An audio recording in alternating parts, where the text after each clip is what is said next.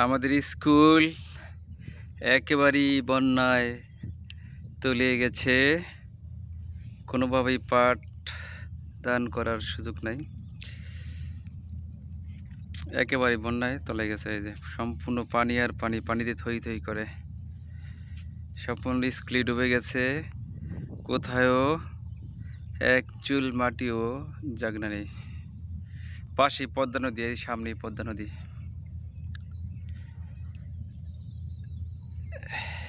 এই ব্যাপক স্রোত, এই দেখেন কি স্রোত। আমাদের স্কুলের মাঠ এটা।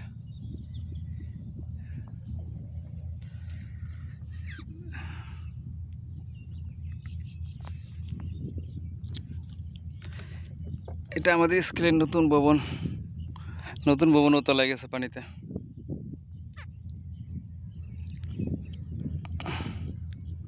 এটা আমাদের স্কুলের নতুন ঘর তোলা হয়েছে, এই দুইটা।